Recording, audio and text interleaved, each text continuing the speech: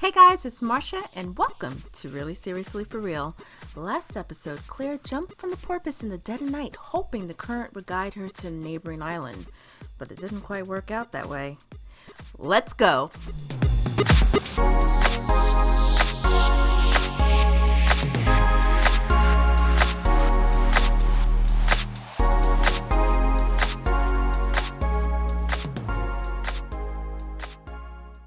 Claire woke up after seemingly drifting well beyond her original target island like Miss Johansson had intended.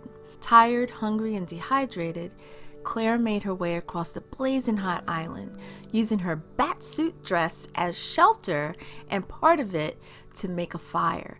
Though honestly, I would have saved some of the stuffing because when you don't know how long you're going to be in the wilderness, you might as well ration what you can. Claire found falling asleep often presented many surprises when she woke, like an army of ants completely taking over her leg, stinging her with their bites, and a snake slithering slowly across her chest.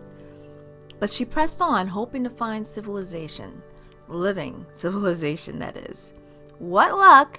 After being drawn to the sound of a man reciting a prayer, she would stumble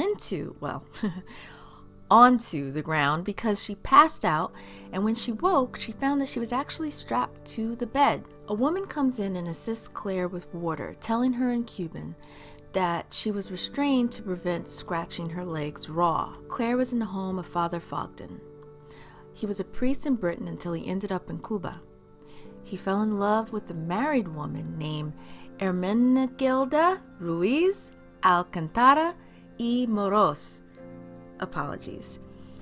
The woman tending to Claire was her mother, which Fogden called Mamacita.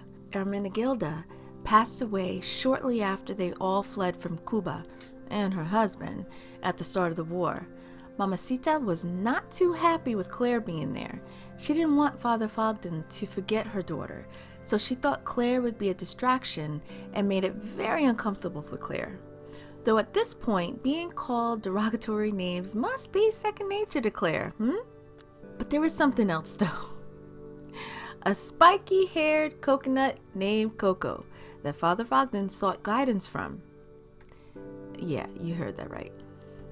And it didn't help that Father Fogden felt he needed to consult a coconut to know when Claire would be fit to leave.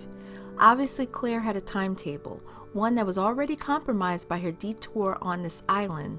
So the next day, she woke up, got dressed, and decided that little Coco is going to help her. Once she was dressed, she grabbed Coco and started her loco convo with Coco. When Father Fogden comes in, perplexed, Claire tells him that Coco thinks she should go now.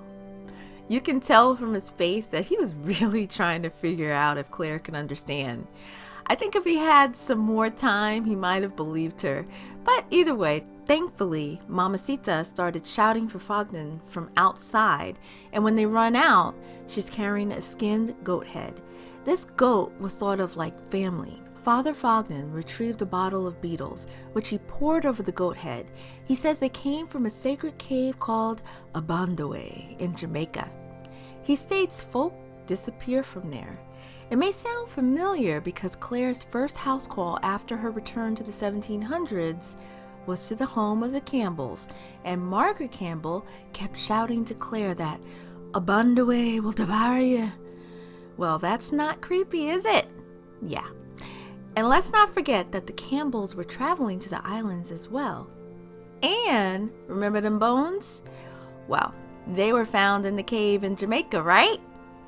Fate is coming at Claire like a beetle on a goat head.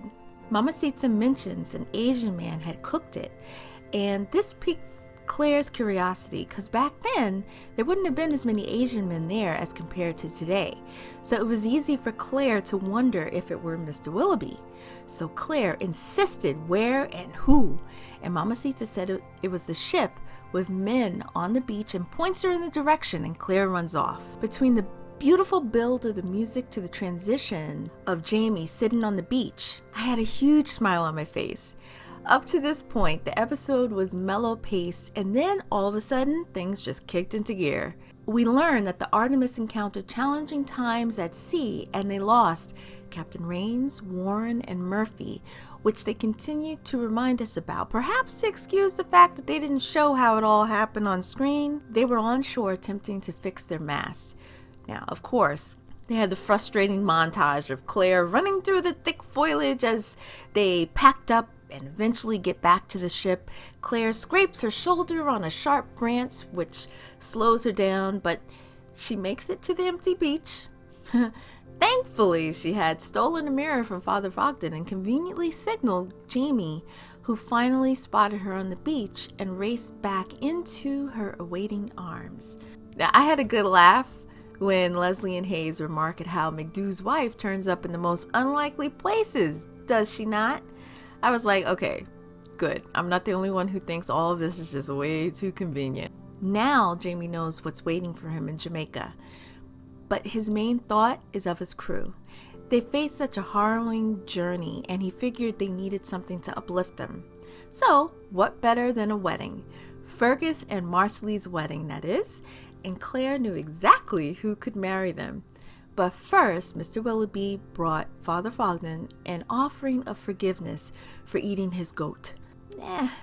Everybody ate the goat though, so I feel like everyone should apologize. I guess it's because Mr. Willoughby killed it in the first place. So either way, he apologizes and Fogden accepts it and tells him that once he too was a stranger in the new land, and he knows how that feels. And that made me feel better about that scene, to at least, to have that moment culminate to that. Elsewhere, Claire enters the room that Marcelly was getting dressed in and asks to assist her, which she allowed.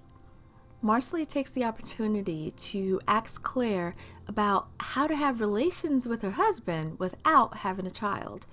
Contrary to many norms of that time, she wants to be able to enjoy being married before having children. A smart idea if she continues to hang with this bunch. It was a nice moment between them. Marcelly even mentions how in love Claire and Jamie are, something Jamie and her own mother could not capture. Maybe you're not the devil after all, she says. And then the wedding. Father Fogden was fun and weird, first mistaking one of the crew for the groom and remarking about missing male appendages. I was more surprised that Coco didn't make an appearance. But the real surprise was during their vows. Marcelly was able to give her full name to the priest. But when he asked Fergus, well, it was just Fergus. He was simply Fergus the pickpocket when we met him. No real identity beyond that. Fogden didn't quite know how to proceed, and neither did Fergus. But when you hear Jamie say Fraser from the crowd, Fergus Claudel Fraser, I dare you not to smile big off of that one. The episode wraps up with a very tipsy Claire enjoying a heavily spiked turtle soup, Mr. Willoughby's specialty, but after a quick shot of penicillin, Claire and Jamie tried to enjoy the aphrodisiac effects. Is that a word? Aphrodisiac effects? Either way, the aphrodisiac effects of the turtle soup, if you know what I mean. So, okay, I like this episode. Outlander is every bit a romance adventure, and this episode proves it, but I think it still ran into a problem where story gaps are still noticeable. It kept bothering me that they continued mentioning what happened to the Artemis, but we didn't witness it, and it would have given an added layer of action. Though I know, I have to keep telling myself, they only have an hour, well, actually less than that. I was kind of glad that they had the scene between Leslie and Hayes where they remarked about Claire turning up in the craziest places. Because when you realize that Artemis has stopped at the exact same island that Claire was on, I was like, oh my God, are you kidding me? But then I thought that crazy little Cosmos keeps pushing them together like, listen, don't worry, Claire and Jamie, I got you. And so does Coco for that matter. Listen, Coco did say that Claire needed to stay put and then told Claire when it was time to go. Right? Okay. So, what did you think of the episode? Did you like Castaway Claire? Did you think all the convenient coincidences take away from the show, or will the cosmos truly always pull them back together? And who do you think was the MVP of the episode? It's so easy to say Coco for laughs, but what do you think? Comment down below. Thanks for watching, guys. Until next time.